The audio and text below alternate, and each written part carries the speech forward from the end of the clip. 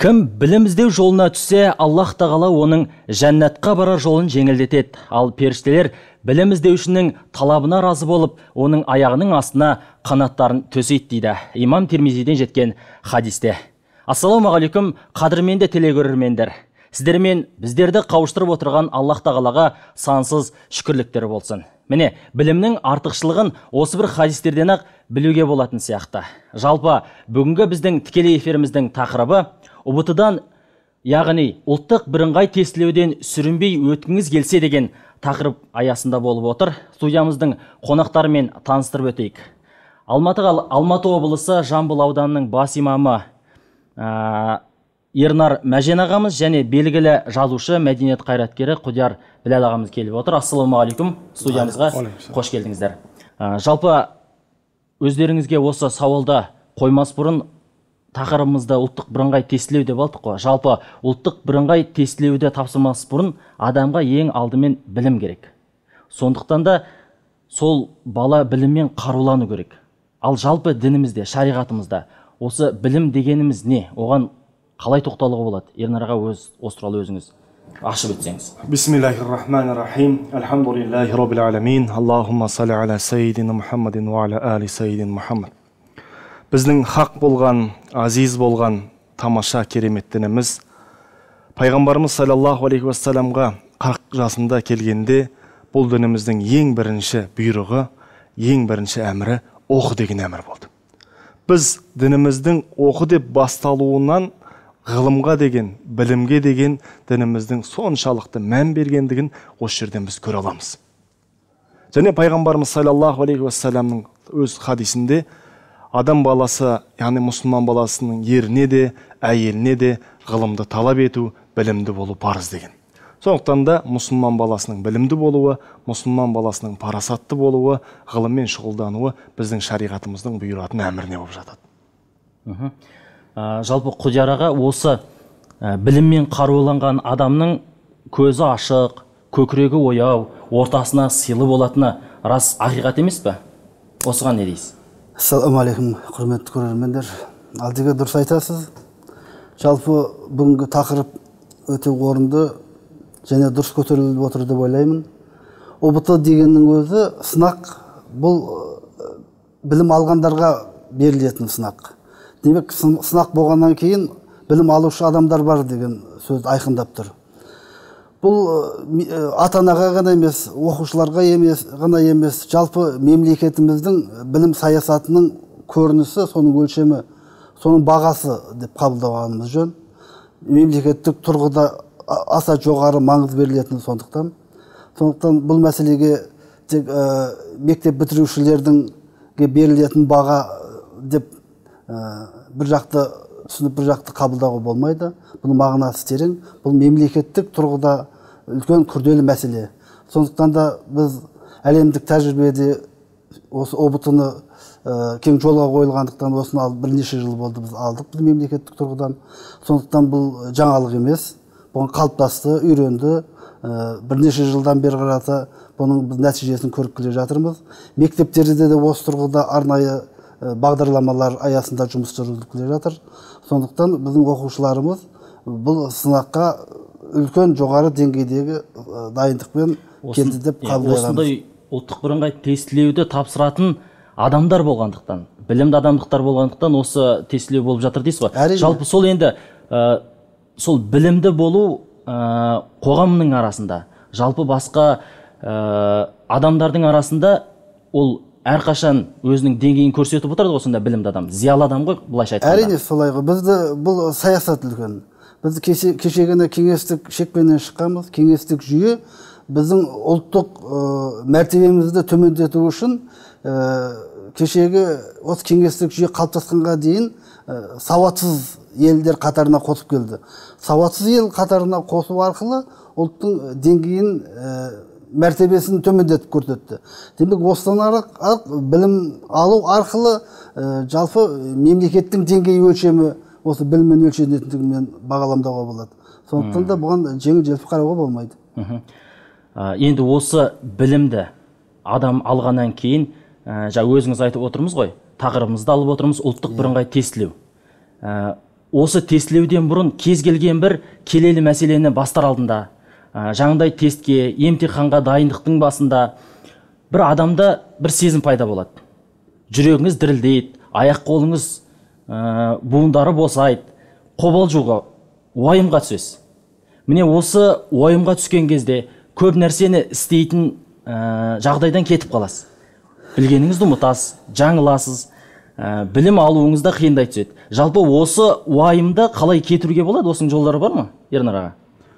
Енді адам баласы болғаннан кейін кез келген жағдайда біз қуанышта болсын, қайғыда болсын, күтпеген жағдайларда болсын, адам баласының қобалжуы, адам баласының сасуы, адам баласының жаңағыдай әртүрлі жағдайларға тап болуы ол табиғи нәрсе. Сондықтан да кез келген бір жағдайда, әсіресе осындай сынақ мерзімдерінде адам баласы сабырлы болу керек, байсалды болу керек және шыдамды болу керек. Және де бұл жағдайларда аса бір жаңағындай сезімге беріліп, аса бір жаңағындай қобалжуға ұшыраған жағдайда адам баласы өзінің жаңағындай айтатын сөзінен жаңылады. Біліп тұрған нәрсесін ұмытып қалатындай жағдай бар. Сондықтан да біз жаңағы қолымыздан келгенше байсалдылықпен, қолымыздан келгенше шыдамдылықпен өзіміздің білгенімізді ішімізден жаңағындай дұрыстап сіңіріп, осы жағдайларда біз жаңағындай сүрініп қалмауымыз керек. Жалпы ғұламаларымыз айтқан екен, қатты уайымға, қайғыға түскен кезде, болмаса қатты қуанып, еріксіз шаттанған кезде адамға жын кіріп кету қаупі бар деп айтқан екен. Жаңағы қатты уайымға берілу кезінде расымен де адамға жын кіріп кетуі мүмкін бе? Осыған тоқталып өтіңізші. Енді адам баласының жаңағы өзіңіз айтқандай қатты қуанған сәті, немесе қатты кейіген сәті, уайымдаған сәті адам баласының ең әлсіз уақыты болып есептеледі. Бұндай жағдайда не істеп, не қойғандығын, немесе тіпті не айтып, не қойғандығында білмей қалатын жағдайлар болады. Сондықтан да бұндай жағдайларда біз қолымыздан келгенше Алла тағаланы пана тұтып, Алла тағалаға арқа сүйеп, иншалла Алла тағаладан медет тілеуіміз керек. Сол кезде Алла тағаланың өзі бұл жағдайлардан бізді иншалла алып шығып өзінің жаңағы мейіріміне бөлейді деп есептейміз. Ал енді Аллаға сүйенбеген жағдайда, Алла тағалаға сенбеген жағдайда адам баласының әртүрлі келеңсіз жағдайға тап болуы мүмкін. Мысалы, жын кіріп кеткен адамның іс-әрекеті өзгеріп кете ме? Жалпы оның өміріне ықпалы бола ма? Ол кірмеу үшін не істеу керек? Қоғамда өкінішке орай осындай соңғы сәт кездерде біз осындай жын кірген адам деген секілді мәселелермен көп ұшырасып жүрміз. Бұл жағдайда адам баласы тіпті өзі не дегенін, не істегенін, тіпті іштей басқа бір дауыстың шығып сөйлеп жатқандығын көреміз. Яғни өз-өзіне жауап бермейді адам баласы. Сондықтан да біз қолымыздан келгенше иншалла таза жүріп, таза тұрып, Алла тағаланы пана тұтатын болсақ, иншалла пайғамбарымыз саллаллаху алейхи вассалам салып кеткен сара жолын ұстанатын болсақ, Алла тағала әртүрлі жамандықтан, жын шайтанның, тіпті адамдардың да кесір-кесапатынан бір өзі сақтайды екен.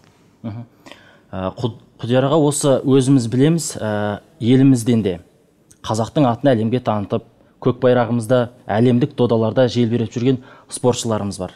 Әрине олардың сол деңгейге жетуі үздіксіз дайындықтың, шеберліктің арқасында екен білеміз. Көрмесек те оған сенеміз, жаттығуларды жасайтын және сол өзінің қарсыласын жеңу үшін түрлі айла тәсілдерге, түрлі құтылу айлаларын меңгеру арқылы сол жеңіске жетуге тырысады. Сол сияқты осы біліммен қаруланатын балалардың да тестке дайындалсын, емтиханға дайындалсын, соның алдында білімді тез игеруге, өзіне тез қабылдап алуға жетелейтін бір ыңғайлы тәсілдері бар ма? Осыған бір кеңес ретінде не айтар едіңіз? Жалпы біріншіден бұл мәселеге жастардың мектепті жаңадан бітіріп жатқан жас буынға тұрғысынан баға беру керек. Өмірлік тәжірибесі жоқ. Жаңағыдай спорттық тәжірибемен салыстыруға келмейтін шығар. Олар өмірді көрген, іс тәжірибесі бар, әлемдік деңгейдегі танылған адамдар және сол өзінің кәсібінің оңғыл-шұңғылын білетін адамдар. Ал бұл сол кәсіпке бастайтын алғашқы қадам. Бұл тест ертеңгі өмірге қандай мамандық иесі бола алатындығын, қоғамға қай тұрғыдан жаңағы өзіндік қарым қабілетінің қаншалықты деңгейін, бағыт-бағдарын енді жолдама деп бірыңғай түсінуге болмайды. Ол жолдама, өмірге жолдама деген түсінік бұл баланың алдына тосқауыл болады. Бұл ұбт-ны өмірге жолдама деп қабылдаған дұрыс емес. Сондықтан әртүрлі келеңсіздік жағдайдың барлығы содан келіп тіреліп жатады. Бұл деген білімнің де берілетін бірыңғай бағасы деп қабылдауға болмайды. Сондықтан мынау жаңағыдай жас баладан соншалықты бір деңгейдегі, үлкен деңгейдегі қолық сұмдық шығады деген түсініктің өзін алып тастау керек. Ол аңғалдығынан ұрынса, білместігінен ұрынады, іс тәжірибесінің жоқтығынан ұрынады. Сондықтан оларға жаңағыдай сыни тұрғыдан қараған кезде сондай бір үлкен жаңағы жауапкершілік болғаны дұрыс. Ал бірақ жаңағыдай шектен тыс талаптардың қойылуы баланың психологиясына әсер етеді, жүйкесіне әсер етеді. Осы кезекте бізге хабарласқан көрерменіміз бар екен, сұрағын қабылдап алсақ. Сәлеметсіздер ме? Мен сұрақ қояйын деген сұрағым, ұбт-ға барғанда кейбір балалар емшілерге барады да су бірдеңе заттарды оқытып алып, сол арқылы әйтеуір жолдары болып кетіп жатады. Сол туралы имам кісіден сұрасам деп едім. Жақсы, рахмет сұрағыңызға. Ал енді Ернар аға, өзіңіз не дейсіз? Енді кезі келген емтиханда адам баласы дайындалмай, оған әзірленбей, бір судың күшімен немесе басқа бір дүниенің нәрсесімен өтіп кету деген нәрсе бұл қисынға да келмейді, ақылға да сыймайды. Сондықтан да бала егер жақсылап тұрып дайындалса, тіпті сол бірінші сыныпқа аяқ басқаннан бастап әр жылдың бағдарламасын егеріп, сол жылдың соңындағы жаңағы емтихан кездерінде өзі сол білу үшін оқыса, емтиханнан өту мақсаты емес, білу үшін, өзінің бойына сіңіру үшін оқитын болса, сол және сол 11 сыныптың соңына келген кезде, яғни соңғы уақыт тақаған кезде 11 бой жылы оқымай кеп, соңғы жаңағы 6 айғанда 3 айған кезде дайындалып өтіп кету, бұл әлбетте қиын соғады. Сондай жағдайларда көбінесе жаңағы іні қарындастарымыз, жаңағы бақсы балгерлер болсын, тіпті жаңағы қабірлердің басына барып, осындай жаңағындай маған медет бере көр, осындай күш қуат бере көр деп, жаңағындай емтихан сәттерінде зейінімді ашып өткізіп кетеді деген жаңағындай жаңсақ сенімдерге жүгініп жатады. Бұл біздің шариғатымыздың, дініміздің жаңағындай құптамайтын дүниесі. Сондықтан да біз мұсылман баласы ретінде дұрыстап оқимыз, білген нәрсемізді бойымызға тоқимыз, оны сіңіреміз, сосын жақсылап тұрып дайындаламыз. Керек жағдайлар болатын болса, бүкіл тәсілдерді, яғни білім алу жолындағы тәсілдерді қолданамыз. Жаңағындай қосымша ұстаздарды жалдап, яғни репетиторлерді жалдап, жаңағындай біз тәлім алып, содан кейін емтихан жақындаған кезде бір Аллаға тәуекел етіп, білгенімді ұмыттыра көрме, зейінімді аша көр деп иншалла келетін болсақ, Алла тағала біздерге табыс береді. Ал енді жаңағындай су ішу арқылы немесе басқа да бір жағдайлар арқылы өтіп кету, бұл жаңағы адам баласы тіпті күлдіретін дүниелерден болып саналады. Жаңа ол кісі айтып жатыр ғой, емшілерге, балгерлерге, көріпкелдер де бар шығар арасында. Жаңаға дүниеден өткен, өзі біздің дұғамызға мұқтаж кісілердің молаларына, жаңаға сол кісілердің атамнан сұрайын, ол маған демет берші, я ата осы тестіден өтіп кетейін деген сияқты жағдайларды расымен де қоғамда кейбір адамдардың арасында бар екен. Шынымен де сол жағдайға ұрынып қалған адам болмаса, сондай жерлерге барып сұраудың үкімі қандай шариғатымызда? Енді дүниеден өтіп кеткен кісі былай тұрсын, тірі тұрған кісі де бұндай жағдайларда көмек сұрағанның өзі жаңағындай не болады, нәтижесі аз болады. Тірі кісінің өзі бұндай жағдайларда көмектесе алмайды. Көмектесе алса жарайды, сен тоқтар, қолына келген жағдай жаса, сен емтихан кіргізеді. Ал енді о дүниелік болған кісіден барып сұрауға біздің шариғатымыз үзілді кесілді тыйым салады. Сондықтан да бұндай жағдайларда жаңағындай мола аралап, немесе жаңағындай бақсы балгерлерді жағалап, олардан көмек сұраудың орнына бір Алладан көмек сұрап, Ғабай бабамыздың айтқан секілді, өзіңе сен, өзіңді алып шығар, ақылың мен білімің екі жақтап дейді. Сондықтан да өзіңнің ақылыңа, сол күнге дейін алған біліміңе сеніп, бір Аллаға тәуекел ететін болсақ, міне даңғыл жол сол. Сондықтан да бабамыздан қалған тамаша сөз бар: адамнан сұрағанның екі көзі шығады, Алладан сұрағанның екі бүйірі шығады. Адамға сенген мұрттай ұшады, Аллаға сенген құстай ұшады дейді. Бұл тірі адамды айтып тұр. Ал енді марқұм болған адамнан ешқандай бір көмектің, ешқандай бір жәрдемнің, демеудің болмайтындығы ол хақ, ол ақиқат. Керісінше біз марқұм болған кісілердің қабіріне баратын болсақ, тіпті біз оларға пайдалы боламыз. Қалай? Дұға жасау арқылы, Алладан сол кісілер үшін жарлыққа өтіліп арқылы біз оларға пайдалы боламыз. Алла ол кісілер біздерге пайдалы бола алмайды. Яғни біз өзімізге сеніміз керек қой. Және Аллаға дұға жасап, я Алла білімді арттыр деген дұғалар бар мысалы. Сондай дұғаларды айтып, бірінші өзімізге сеніп, Алладан медет, жәрдем тілесек, иншалла сол тестіден өтіп кетеміз ғой. Менің бір оқып қалған жағдайым бар. Мынандай бір оқиға болған екен. Бір қыз емтиханға дайындалып жүреді. Сол мектеп табалдырған, бітіргелі тұрған қыз бала. Мектепте менің дос қызым болды дейді. Ол үнемі 100 балдан жоғары немесе төмен сол жүздің төңірегінде бал жинап жүретін дейді. Бір күні маған айтты дейді, үйіндегілермен бірге тез жақындаған кезде қабірге барып қайтамыз деп айтты. Мен ол кезде намазға бет бұрған, Алланың бір екенін, Алла тілеген дұғамызды міндетті түрде қайтаратын білетінмін, сеніп жүрген едім дейді. Әлгі қыз маған айтты, мен оған айттым, мен бара алмаймын, ренжіме деп айттым дейді. Әлгі қыз 100 бал жинап жүрген қыз сол қабірге барып келгеннен кейін, әрине мақсат жаңағы біздің әңгімемізден шығып отыр, жаңағы сұрау мақсатында барған ғой. Келгеннен кейін ол қыз 100 бал жинап жүрген қыз үйіндегі отбасындағы жағдайды төмендеді, нашарлады, өзі үнемі жинап жүретін балында алмай қалды дейді. Енді ең соңғысы тестке келген кезде дейді, сол қыздың жинаған балы небәрі 51 бал болды дейді. Ал мен Алладан шынайы сұрап, дұға жасап, намазда сұрап, өзі Алланың көрсетіп жүрген жолымен сол тестке дайындалдым. Алла маған небәрі 112 бал берші деп сұрадым дейді. Шынымен де ешкімнің көмегінсіз, ешбір адамның жәрдемінсіз сол тесттен бір Алланың қалауымен 112 бал алдым дейді. Бұл болған оқиға екен.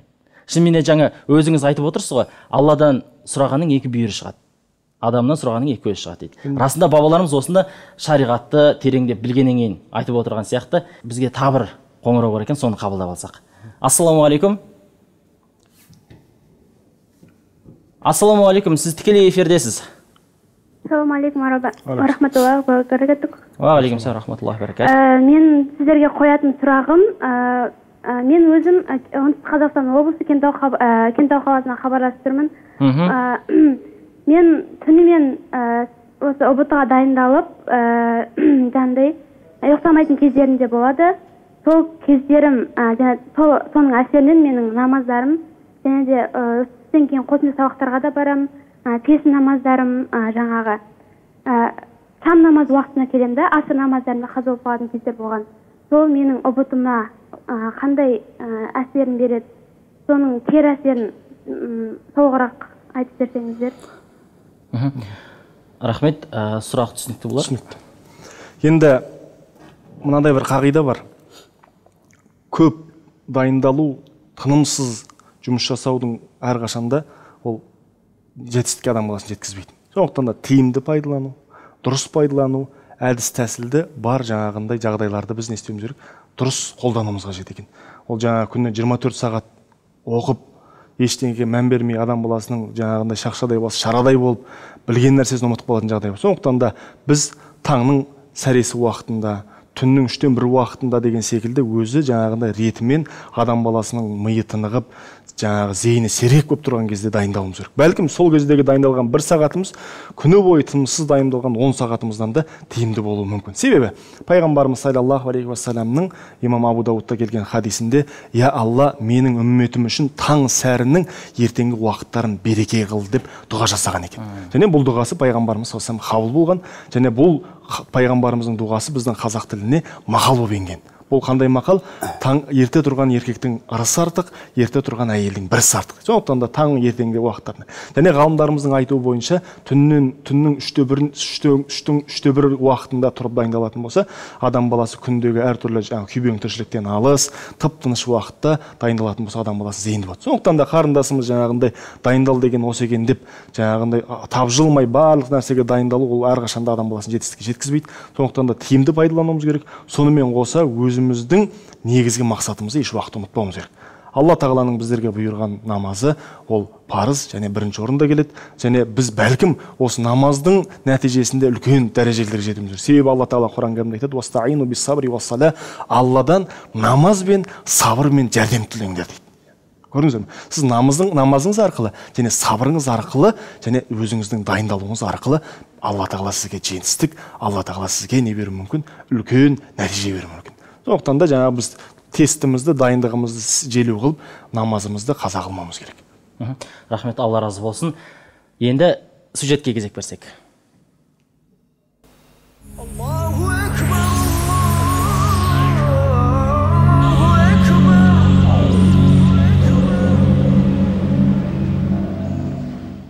ұбт-ға арналған кітаптарды алып, соны дайындалып оқыды. өз тест кітапшалары бар ғой, әртүрлі сабақтардан. Соны алып дайындалып оқыдық. Әркім нәсібіне қарай ғой, келген сұрақтар әртүрлі болады. Оққан сұрақтар қалай келеді, кейде өзгеріс болады. Мен өзім оққан сұрақтар бәрі емес, енді жартылай келді, соны тапсырып өттік әйтеуір аман-есен. Бақсы балгерлерге баратындарға қалай қарайсыз? Негізі ол дұрыс емес деп ойлаймын. Ол балгерлер өтірік қой негізі. Ол адам болашағын айтып бермейді, онда кейін маған үйленесің. Негізі дұрыс емес ол. Әркім өз бағына қарай ғой. Жақсылап дайындалса өтеді ғой, жақсылап дайындалу керек қыламын. НТ-ға жаңағы бірінші мектепке жаңағы түстен кейін барып дайындалатынбыз. Обедке дейін 2 сабақ, обедтен кейін 3 сабаққа дайындалатынбыз да. Оған жаңа 2000 қай жылғы кітап табасың, тест кітапшалар ше, мысалға ауызша сабақтардан тест кітапшалар қай жылғы табасың, 2000 жылғы тест кітапшалар болсын. Солардан бастап жаңа 2014-ке дейін оқыдық қой, мысалға 2014-ке дейінгі кітапшаларға дейін дайындалдық. Мектептегі жаңа қосымшаларға барғанды істеп ойлаймын. Мысалға бақсыларға, балгерлерге барады екен кісі кейбіреулер. Жоқ, ондайларға өзім сенбеймін. Басқалары онда бармас деп. Негізі жаңа оқушылар психологиялық тұрғыдан дайындалса дұрыс болатын еді. Ең бастысы фундамент болса болды. Ары қарай өзің біліміңді қайталап пысықтап жүрсең, тестингтер қарап, жаңа парақшаларды қарап, одан кейін сол оқулықтарды өткен сыныптардағы барлығын бір қайталап шықсаң еске түседі. Психологиялық тұрғыдан дайындалу керек. Ол қорқу немесе паника тудыру ондай керек емес. Тест жаңа енді басталған кезінде. Сондықтан ең бірінші жаңа ата-аналар тарапынан да көп қолдау қажет. Және олар біткен сонда қолдауды ары қарай жалғастыра беру керек. Өйткені бала деген ол үлкен жаңа өмірге алғашқы қадам жасап жатыр. Сондықтан ешқандай бір жаман сөздер айту керек емес. Бақсы балгер деген кім ол? Олар адам, өтірікші адамдар. Оларға барудың қажеті жоқ. Бір Аллаға сеніп, барып өзің сенімді түрде дайындалып тапсырған дұрыс деп ойлаймын. Қорқыныш қой адамның бәрін өзіңе қорқынышқа жеңілмеу керек, главное ше. Егер сен қорқып өзің давить ете берсең, одан сайын сенің басыңа кірмейді, ол кірмейтін зат. Егер одан да кішкене бірдеме шығады, осы бірдеме істеп көру керек те, сондай немен ғана ғой. Ал қорқынышпен тапсырудың керегі жоқ. Қорқынышпен істесең ұмытып қаласың білген затың бәрін. Қалай дайындалдыңыз сіз? Мектепте негізі бәрі бастапқыдан бәрі мектептен беріледі ғой. Сол мектептің кітабын алып, базардан сатып алып, оны басқа жаққа емес, главное мектептің өзінің кітаптың ішіндегі зат қой, оның бәрі берілетін. Сояқтан солай дайындалу. Сізге тағы бір сұрақ қойсам, тәуік балгерлерге барып қанша жинаймын деген сияқты адамдар бар екен. Жоқ, ондай ол болмайтын еді ғой, қанша өнетсең де ол. Қанша сен ертең күніңді білсең де ол сен өзгерте алмайсың оны бәрі, біліп тұрсаң да ол сен. Ертең өлесің десе сен жүресің, ертең өлем деп жүрмейсің ғой. Сол. Сіз сенбейсіз? Жоқ, сенбеймін.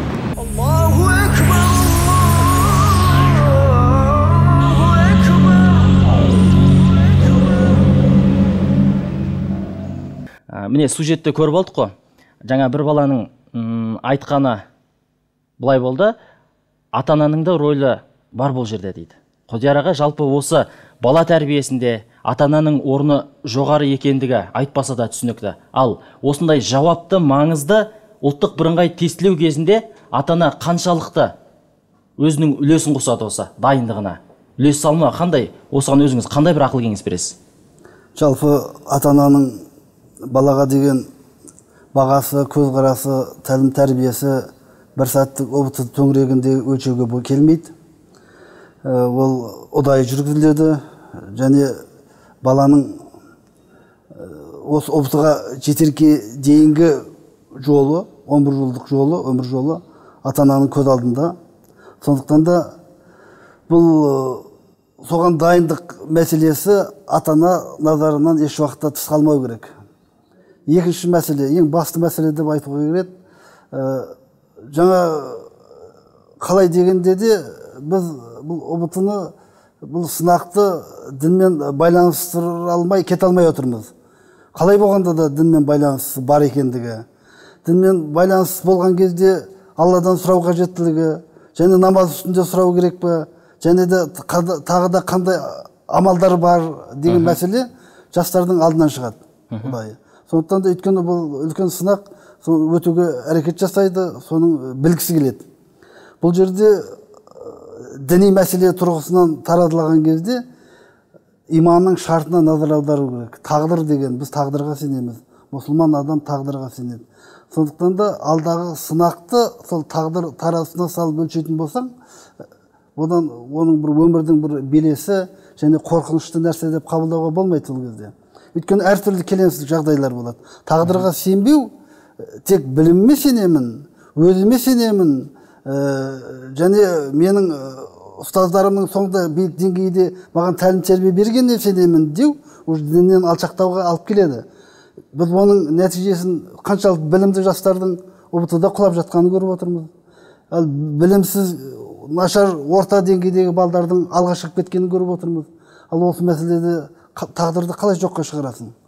Сондықтан да бұл міндетті түрде осы діни тұрғыдағы тәрбие, тағдыр тәрбиесі баланың көңілінде орнықса, ол өмірдің шегі деп ойламайды бұл ұбт-ны. Одан кейінгі де өмірдің жалғасатындығына оның едәуір әсері болар еді. Бұл тұрғыда әрине психологтар жұмыс жасайды. Ал бірақ психологтардың өзі де осы мәселемен байланыстыра алып қараса, өтімдірек болар еді. Тәлімде, тәрбиесі де, және балалардың өмір жолында ертең ұбт-мен тоқтап қалмаған болар еді. Ағамыз өте жақсы айтып жатырсыз. Шынымен де өзіңіз айттыңыз, кейбір балалар өте алмай қалады деп. Осы кезекте кейбір балалар сол ұлттық бірыңғай тестілеуден өте алмай қалған кезде аздаған бір болмашы сынаққа сабыр ете алмай, кейбіреулері арасында өз-өздеріне қол жұмсауға дейін барады екен. Ернарға осы тағдырға деген иманның әлсіздігінен келіп шығатын сияқты ма, қалай?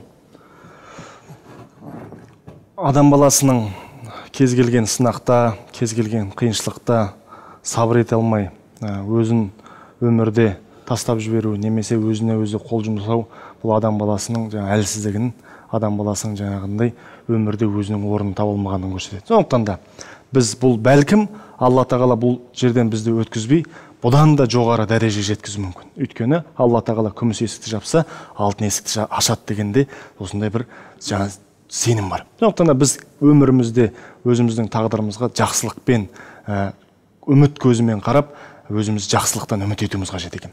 Ал енді бұндай жағдайларда өз-өзіне қол жұмсап, суицид жасау, бұл біздің дініміздің қатаң түрде тыйым салған дүниесі.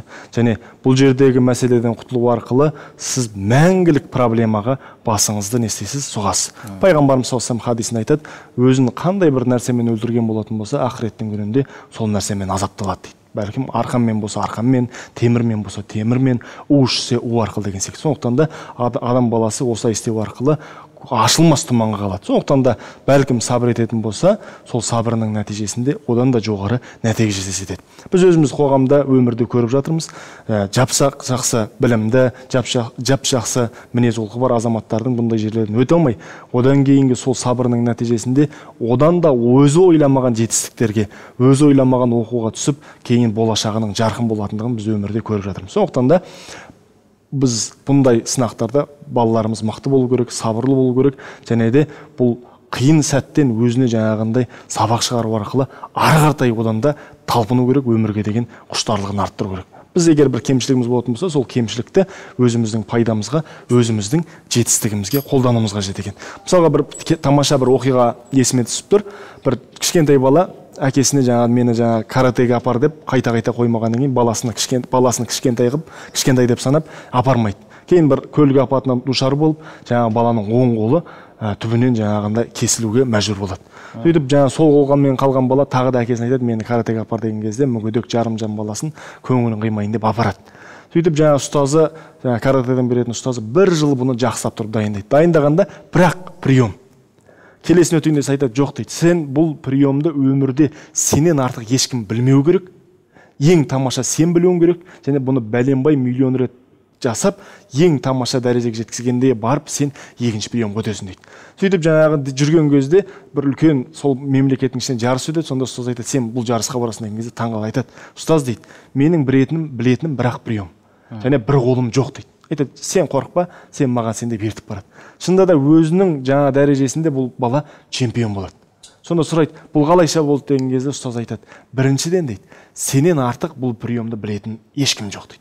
Екіншіден, бұл приемға қарсы тұратын прием сенің оң қолыңды ұстау керек, ал сенің оң қолың жоқ деген екен. Сондықтан да біз адам баласы болғанда кез келген кемшілігіміз болуы мүмкін, сол кемшілігімізді өзіміз пайдаға асыра білуіміз керек екен.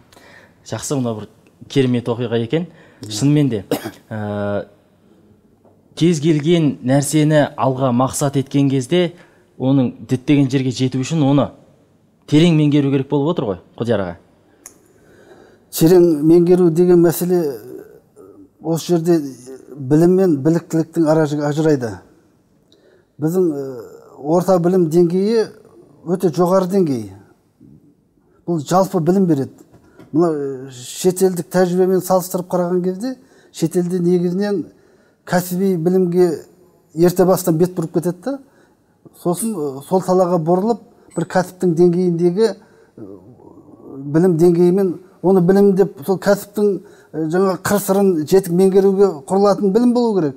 Ал енді мынау жалпы мынау адамның өзіндік өмірдегі мінез құлқын, көзқарасын қалыптастыруға ол біліктілік емес, оған білім қажет болады.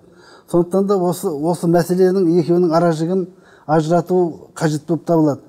Кейбір шеберлердің жаңағы алға шығып кетуі, біз соншалықты соған тамсана қол соғуымыз, соның біліктілігін біз біліммен шатастырамыз да, ал ол біліктілік негізінен отанға, елге, ұлтқа деген құрметтен биік тұрып кетеді да, жаңағы өзінің біліктілігінің бағасымен өлшенеді.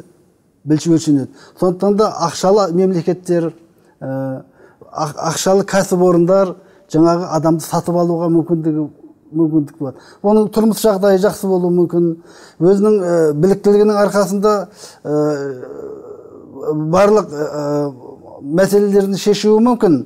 Ал екінші жағы жаңағы деңгейдің осыны шынайы біліммен сабақтастырып, шынайы біліммен екеуінің аражігін таразылай алсақ, егерде жіктей алсақ, осы кезде біз білімнің шынайы нәтижесін көрсек. Өкінішке қарай бізде қазір білімге қараған кезде біліктілікке деген ұмтылыс басым болып бара жатыр. Осыған назар аудару қажет деп ойлаймын. Бір қария баласына айтқан екен, сен адам бола алмайсың деді. Баласы намыстанып кетеді, оқуын оқиды, білімін алады, жақсы қызметке тұрады, үй болады, үйленеді, қаржысы бар, шалқып жүр. Баласы әкесіне келіп айтады дейді, әке, міне мен адам болдым деп. Сен әлі адам болған жоқсың деп. Сондағы әкенің айтпағы, ол адам байлықпен, шенмен, шекпенмен өлшенбей деген. Шынайы адам болып туылу оңайда, адам сияқты өмір сүру қиын дейді ғой бабаларымыз. Сол сияқты оның адами қасиеттері бар, адалдығы бар, шынайы Алланы танитын білімі бар, оның ақиқатты түсінетін түсінігі бар. Сондай заттармен өлшенеді екен де. Абай атамыздан артық асыр айта алмаймыз ғой. Баламды медресеге білдеп бердім деген кезде, бұл оны шен алсын деп бермегендігін, және сол білім арқылы бір дәрежесі көтерілсін деп бермегендігін алға шығарады. Ол негізгі мақсат елге, ұлтқа, мемлекетіне қызмет ету. Қай тұрғыдан соған, қай саладан бейімі бар, ыңғайы бар, соны тани алса, сол тұрғыда оның жаңағы септігі тиереді, мемлекетіне қызмет етеді. Осы кезден шығады, өз-өзіне сенбеген балалар емтиханға кірсін, жаңа тестке кірсін, өздерімен бір жапырақ қағазды ала кіруді әдетке айналдырған. Шпаргалка деп жатады ғой. Жалпы осының үкімі қандай? Жалпы бұл алып келген дұрыс па? Қалай ойлайсыз? Енді ол шпаргалканы қалтасына салғаннан гөрі, сол шпаргалкаға жазылған нәрсесін ақылына түйіп, миына салып білім ретінде алып келетін болса, ол адамға, және ол шәкіртке сол емтиханда да пайдалы болатын еді, және болашақта өмірінде де пайдалы болатын еді. Бұл жерде шпаргалканы алып келген жағдайда, ол өзіне емес, білгеніне емес, жаңа қалтасындағы шпаргалкаға сеніп, не шпаргалкасына қарай алмайды, не білген нәрсесін жаза алмайды, сол секілді жаңағы екі кеменің басын ұстаған суға кетеді деген секілді екі ортада қалып қалатын жағдай. Сондықтан да біз қолымыздан келгенше дайындалуымыз керек, оқуымыз керек, үйренуіміз керек, тапжылмай еңбек жасауымыз керек, одан кейін барып Алла тағалаға тәуекел етуіміз керек. Ғалымдардан қалған тамаша бір сөз бар екен, жеріңді жыртып, өңдеп, бидай сеп, бидай шықпаса, сен ұялма, жер ұялсын деген екен. Сондықтан да біз қолымыздан келген нәрсенің барлығын жасаймыз. Пайғамбарымыз саллаллаху алейхи айтпақшы, түйеңді байла, одан кейін барып тәуекел ет дейді. Осылайша біз дайындалып барып Алла тағалаға тәуекел етіп кіретін болсақ, барлық нәрсенің иншалла жақсылығымен, хайырымен нәтижеленетіндігіне біз үміт етеміз. Жалпы Құдияр аға, осы бала емтиханнан сүрінді, жаңағындай өзіңіз айтқан сияқты құлады, енді ол бала не істейді? Оның абыройы бар деген сияқты, достарының арасындағы беделі бар, елдің сөзі бар, осындай жағдайға ұшыраған бала не істейді? Бір ақыл кеңес айтсаңыз. Бұл өкінішке қарай жыл сайын қайталанатын нәрсе. Оны жасыруға болмайды. Сондықтан да оның алдын алу керек бізге.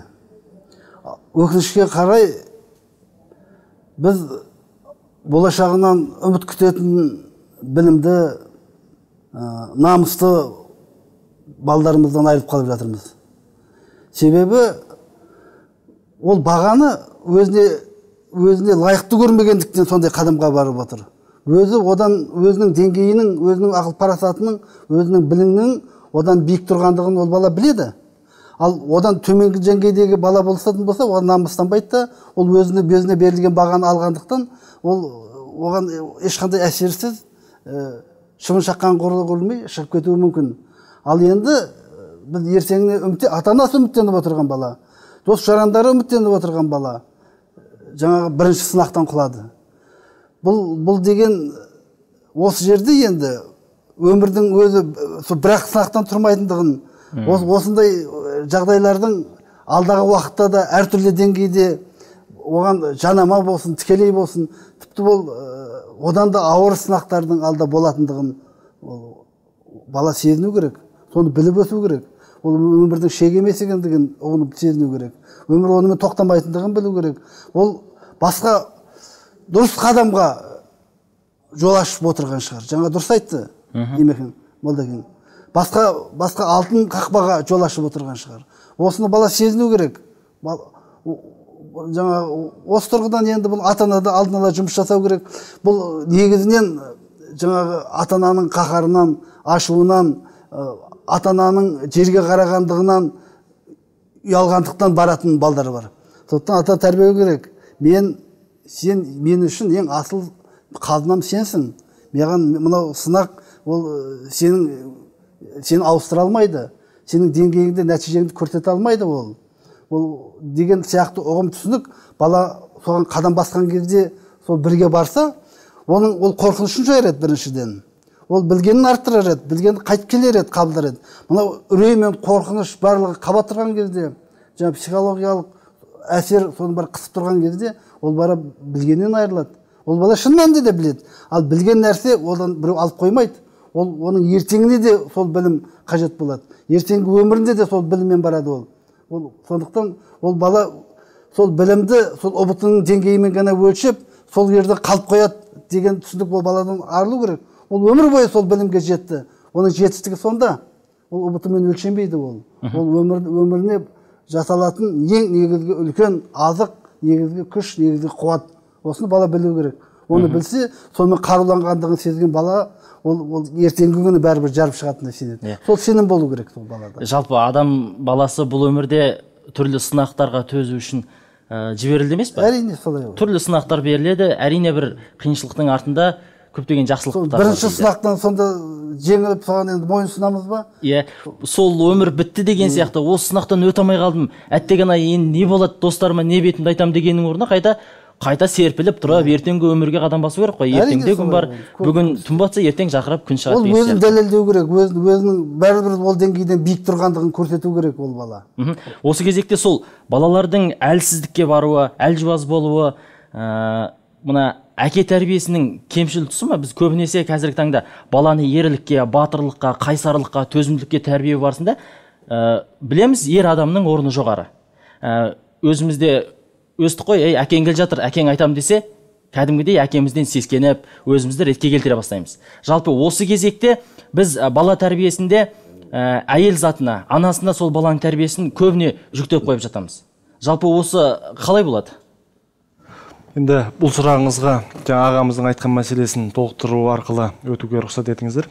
Кез келген бала жаңағындай ұбытудан құлақ болуы мүмкін, бірақ оның ол құлауы өмірдің соңы немесе жаңағындай үлкен бір жеңіс деп есептемеу керек. Бәлкім басқа бір серпіліске жол болуы мүмкін. Біз жалпы адам баласы ретінде көзімізге көрінген немесе өзіміз арман етіп аңсаған, көксеген нәрселерге қайтсек те қол жеткізсек деген өзіміздің ойымызда, көкейімізде сондай бір арман тілек болады. Бірақ ол нәрсе біз үшін хайырлы ма, біз үшін жақсы ма екен, бізге ол жағы көмескі. Сондықтан да егер біз үшін болмай қалса, Алла тағаланың бұл қалауы бәлкім маған бұдан да хайырлы нәрсе болар деп біз есептеуіміз. Құран кәрімде Алла тағаланың біздерге түсірілген азиз кітабында білесіздер, Мұса пайғамбар мен Хызыр алейхиссаламның бір оқиғасы өтеді. Сонда Хызыр алейхиссалам мен Мұса пайғамбар бір мекенге келген кезде кедейлер мен байлардың жаңа ауқаттылардың кемесі тұрған кезде кедейлердің кемесін тесіп тастайды. Сонда қарап тұрсаңыз бір жаман іс әрекет. Сонда айтады, бұл қалай деген кезде айтады, сен бұның сырын білмейсің дейді. Соң қоймай қойған кезде айтады, ертең бұлар балыққа шығады дейді. Сол кезде қарақшылар келеді да бұлардың жаңағында кемесін тартып алып өздерін құлдыққа дейді.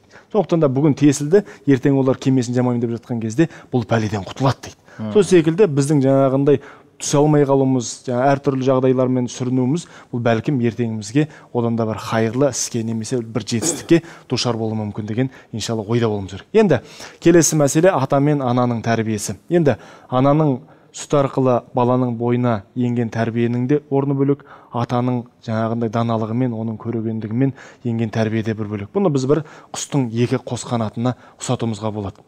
Бір қанатпен ұша алмаған секілді, ананың ғана тәрбиесін алған, немесе әкенің ғана тәрбиесін алған баланың әлбетте тәрбие тұсынан кемшілігі болуы ол ақиқат. Себебі пайғамбарымыз саллаллаху алейхи уассалам өзінің хадисін айтады, бір әке балаға жақсы тәрбиеден артық сый-сияпат бере алмайды дейді.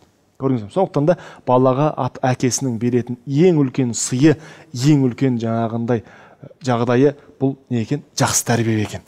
Сондықтан да біз жақсы тәрбиелеп, баламыздың көзі ашық, көкірегі ояу, көкжиегі кең, сабырлы, байсалды, өмірдің еңісімен жаңағындай өріне шыдамды қылып тәрбиелей білсек, баламыз иншалла жетістікке жетеді.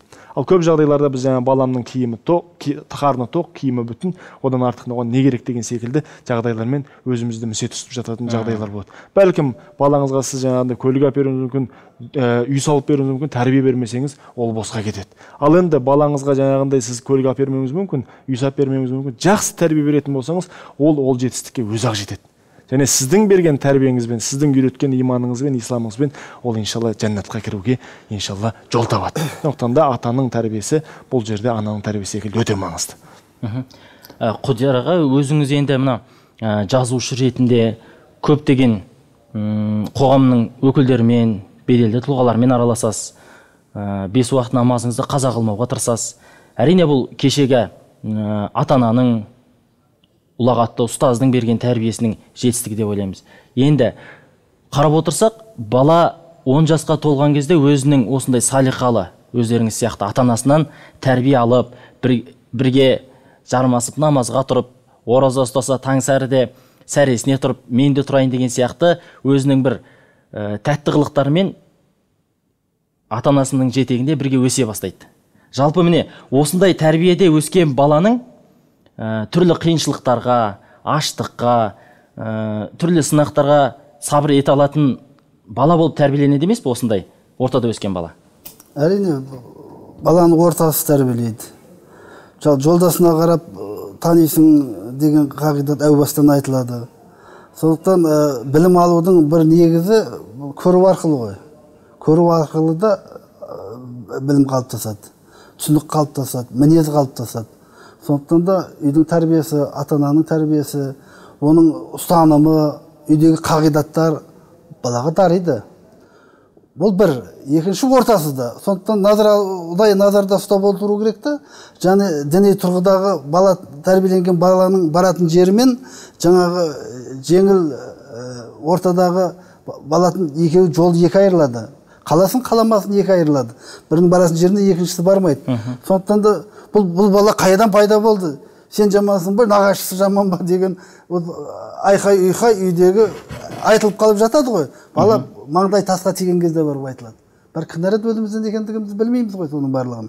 Бала не көрді, неден тәрбие алды, нені бойына сіңірді, сол мінез болған қалай қалыптасты, осының барлығы діни тұрғыдағы тәрбиенің жоқтығынан екендігін жасыруға болмайды. Сондықтан міндетті түрде жаңағы адамның даусын естіп отырған бала мешітке қарат алаңдап отыратындығы жасырын емес. Оны естімеген бала оған о жерде мешіт бар екендігінде ұғынбайды, сезінбейді, білмейді. Мәселе діндар қылып жіберуде емес. осының өзі адамның діни психологияның қалыптасуына әсер ететіндігі. Білім алғандағы мақсат не? Білім алғандағы мақсат жақсы тұрмыс, жақсы өмір сүру ма? Сонда 70 жылдық өмір салтыңның барлығы сол мына материалдық өмірге негізделсе, оны Құдай береді саған. Ал білімнің негізі Алла тануға құралмаса, ол білім ба ол? Білім Алла тануға жетелеу керек. Соны білім дейміз. Сондықтан да бала алған білімінің неге ұмытылатындығын әу баста таратылау керек. Жолы болмай қалған кезде Алла оған бақ бергендігін сезіну керек анаған. Ол қайда апарар еді оны бала? Ол кәсібінің құлы болады. Кез келген адам сатып алатын. Ол маман-ақ болсын сондай. Ал соншалықты деңгейде Алладан алшақтап кеткендігін білмейді. Мәселе мен одан қашырайын деп отырған жоқпын. Рахмет. Сезімсін деп айтып отырмын. Алла разы болсын, аға, өте керемет тарқатып бердіңіз. Шынымен де ата-ана өзін тәрбиелесе, өзін білімге жетелесе, баласы сол ата-анасына ұқсамағанда кімге ұқсайды? Әрине. Хабарымыздың аяқталуына да аз ғана уақыт қапты. Бір сағаттың көлемінде кең ауқымды тақырыпты сыйғызу мүмкін емес. Сондықтан да өздеріңізге бір қорытынды сұрақ қойсам, жалпы қорытынды ретінде хабарды түйіндей келе не айтар едіңіз? Қандай бір ақыл кеңес берер едіңіз? Енді адам баласын өзге жаратылыстан, тіпті адам баласын адамнан ерекшелейтін, бөлектейтін нәрсе ол білім. Тіпті адам атамызға періштелердің бас июінің себебі де білімнің нәтижесінде. Өйткені Алла Тағала Құран кәрімде дейді, мына нәрселердің атын ата деген кезде періштелер не дейді? Біз ол нәрселерді білмейміз дейді. Сонда адам ата деген кезде адам атайып, біліммен еңсесі биік болған кезде періштелерді бас егізеді. Сондықтан да білімді адамның еңсесі қашанда биік, белім қашанда бекем, табаны қашанда нық. Сондықтан да мұсылман баласының аузына ұран болған біздердің күнде айтатын Раббана атина фид дуния хасана деген дұғамыз бар. Сол дұғаны Хасан аль-Басри былай деп тәпсірлейді. Раббана атина фид дуния хасана, я Алла, бұл дүниеде жақсылық бер дегені, бұл жердегі жақсылық ол білім дейді. Ал ақыреттегі жақсылық ол жәннат дейді. Сондықтан да иншалла бұл білімнің мақсаты ағамыз айтқандай, білім өзің тану, білім Алланы тану, өзіміздің бұл дүниеге жіберілген ең үлкен мақсатымызға сай ғұмыр кешу деген сөз екен. Сондықтан да бұл жаңағындай өмірде әртүрлі қилы сынақтар болады. Бәлкім Алла Тағала біреуді қиыншылықпен сынар, біреуді қуанышпен сыйлар, біреуді таршылықпен сыйлар, біреуді молшылықпен сыйлар. Сондықтан да сол кез келген сынақта адам баласы Аллаға сеніп, Алладың үмітін үзбей өтетін болса, иншалла ол адамның еңсесі бұл дүниеде де, ақыретте де иншалла биік болатындығын біз білеміз және оған сенеміз. Өзіңіз аға қорытындыласаңыз. ұбт деген үлкен сын, бұл балаға ғана сынақ емес, бұл ата-ананың арман тілегіне ашылатын жол. Біріншіден ұстаз өзінің еңбегінің нәтижесін көреді осыдан. Сондықтан да кем кетігін осы ұбт арқылы таратылайды. Білімнің нәтижесі, көрсеткіші баласы алдындағы баланың білім деңгейі, бұның ұзақ жылғы өз мамандығының қаншалықты меңгергендігін нәтижесінің көрінісі. Ал жалпы алып қараған кезде бұл мемлекеттің білім саясатының көрінісі болып есептеледі. Сондықтан да бұған мемлекеттік тұрғыдан назар аударғанымыз жөн. Алла разы болсын сіздерге. Қарап отырсақ, жалпы біз ең бірінші Аллаға иман келтірген мұсылман болғандықтан Алладан сұрауымыз керек екен. Жаңа өздеріңіз айтып отырғандай, бірінші Аллаға алақан жайып, я Алла деп түннің 3/1 бөлігінде тұрсақ, я Аллах Тағала менің дұғамды қабыл ете көр, жолымды оңынан бастай көр деп әр намазда Алладан сұрайтын болсақ, Аллах Тағала міндетті түрде құлымның дұғасын қабыл етем демеді емес пе? Керек болса Алладан аяқ киімінің бауына дейін сұра деді. Кез келген Аллаға жалбарынып бас иіп, қолын көкке жайып сұраған пенденің қолын қайтарам деуден ұялам деді емес пе Аллах Тағала? Сондықтан да Аллах Тағаладан сұрағанымыз әрқашанда орынды әрі мұсылман үшін өте өнегелі іс болмақ. Сондықтан да қадірменді телегөрермендер, құрметті ұлттық бірыңғай тестті тапсыруға дайындалып жатқан түлектер, Аллах Тағала сіздердің де жолдарыңызды ғұмырлы, нұрлы етсін. Болашақтағы өздеріңіздің мамандықтарыңызды толық игерген, елімізге, жерімізге, мемлекетімізге, халқымызға құрметті азамат болатын, осы еліміздің көк байрағын әлемдік деңгейде желбірететін мықты мамандардан болуды нәсіп етсін деп дұға тілейміз. Енді мына бір тақырыбымыз ұбт ұлттық бірыңғай тестілеуге байланысты болып жатқан соң, осыған байланысты бір өлең шумағы бар екен. Ақындарымызда жай жатпайды ғой, өзінің сырлы да мәнерлі өзінің өлең шумақтарын арнайды. осы бір өлең шумақты айтып өтсек: тесті тіпті жаныңа жақын еттің, дайындықпен өткенде күн өтінің, сынағынан бейғам боп ақиреттің, сұрағынан бас қатты ұбытының сұрағын жаттап алам деп жүретін түлектер, ойымды алсаң, жәннәтті да бұйыртар, хақта қалам, ол жақада осындай дайындалсаң депті. Құрметті бауырлар, Аллах тағала ілімімізді, білімізді арттырсын. Ассаламу алейкум ва рахматуллахи ва баракатух.